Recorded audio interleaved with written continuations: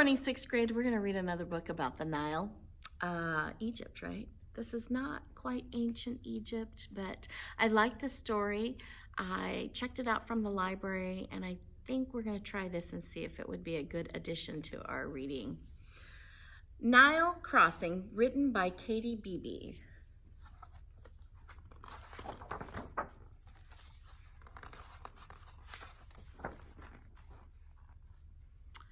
We wake in the still darkness of a day unlike all others.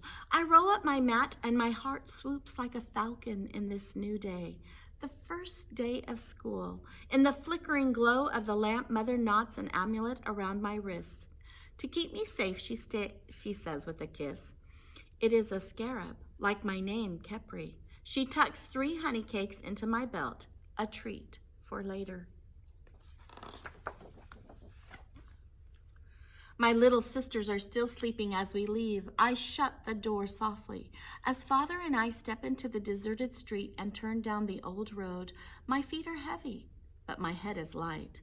My Lord Thoth, the moon, glosses my father's shadow silver in the darkness, and above us the quiet seems to shine down from the stars. Today, on this day alone, we carry no nets, and my cat, slinking behind us in the shadows, will be disappointed.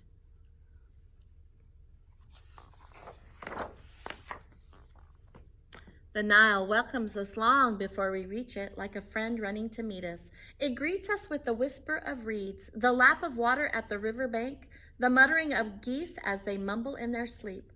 I walk close beside my father. He puts a reassuring hand on my shoulder, and the words we do not say fill the hush of dawn.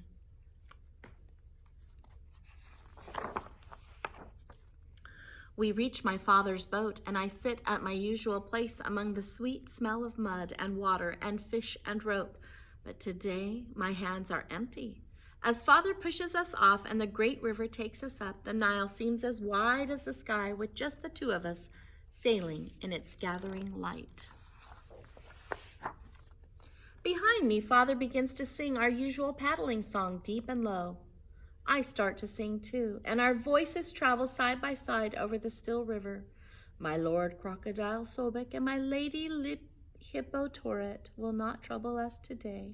Our hooks will be sharp, our nets heavy, our family full. A fisherman's life is the best life of all. Father and I fall silent, thinking the same thoughts. Then, almost at once, the bright bead of the sun rises in the east and drops light like honey into the river patterned by my father's pole. I know without Father telling me that it is my Lord's son, the scarab Kepri, my namesake, making his journey as well. As he begins to sail his barge across the sky, I break a honey cake in half. The sweetness crumbles on my tongue, and I try to be brave.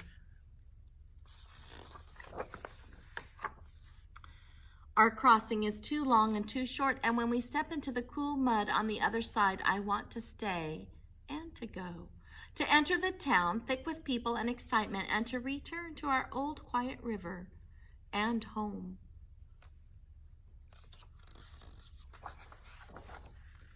But my father stands on the bank waiting, and I put my hand in his, and we cross through the marsh, and we cross through the fields, and we enter the great gate of Thebes. Father knows right where to go.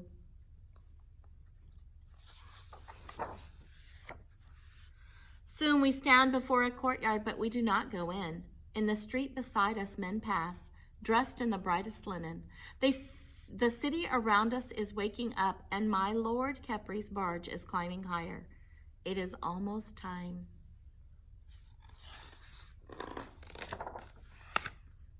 My father presses a box into my hand. It is a fine long case filled with reeds, but these reeds are not for fishing.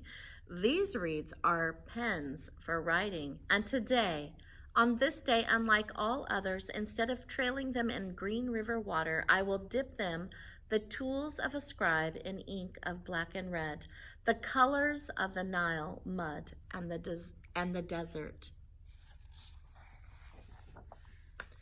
I look at my father standing tall and brave in the busy street, and he looks at me standing tall and brave looking at him. The words we do not say make the noise of the city silent.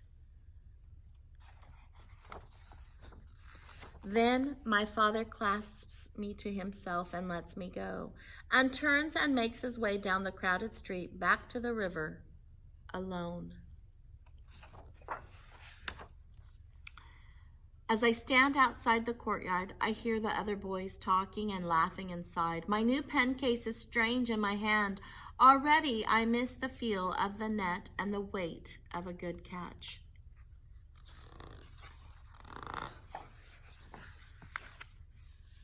I stand outside the courtyard about to go in, and I wonder if it is always this way on the first day of school. And yet, my mother's amulet is tight around my wrist. My father's pen case is smooth in my fingers. My Lord Capri's favor is warm on my shoulders, and I am not alone.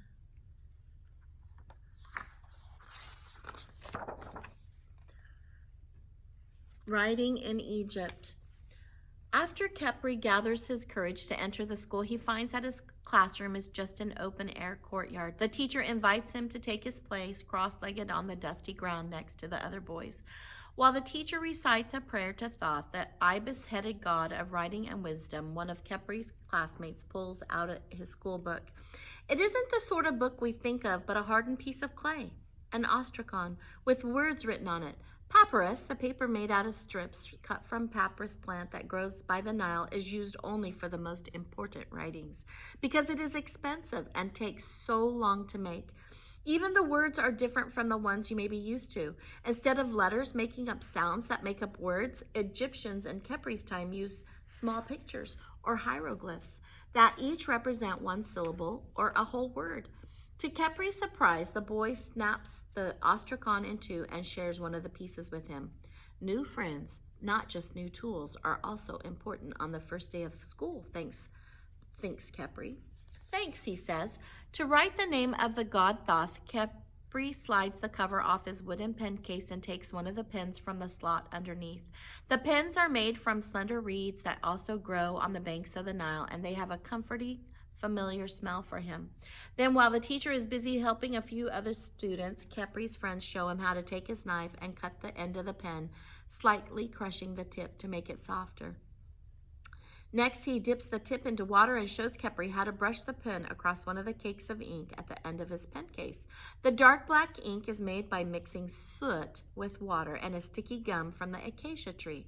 The red ink, made of a pigment called ochre or iron oxide, is used for titles or headings, where we would use capital or bold letters. Finally, Capri's friend helps him draw an ibis, the sacred bird that forms the first sign of the god's name. Capri slowly traces its long curved beak, S-shaped snake, wings folded over an oblong body, and the two thin legs onto the hard clay.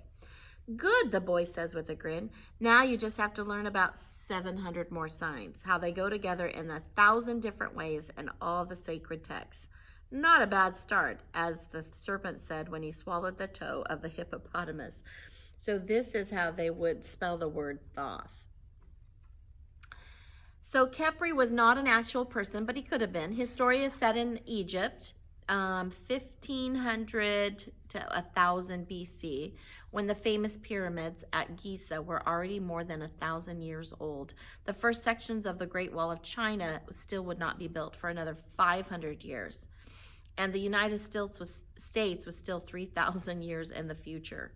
Most Egyptian children who went to school during this time were sons of rich government officials, not fishermen. Students learned reading, writing, and arithmetic and trained for jobs in the government as scribes, courtiers, administrators, priests, and even artists. Women did not work in these professions, and so most young girls probably did not get a formal education. However, a few tantalizing bits of evidence suggest that at least a few boys from ordinary families, as well as some girls, did learn to read and write. And in the Satire of the Trades, which was written at least 200 years before Capri's time, a father describes placing his son in a school with children of parents of far higher status than himself. And letters from regular working people dating from Kepri's own era have been found in a village near Thebes. Some of these letters were written to or by women, and so we can guess that at least a few non-royal women could read and write in the New Kingdom. And that's about it for our book. I hope you enjoyed it. And here's our story. I think that may be our last Nile. I may have one more. I'll see you next week, 6th grade.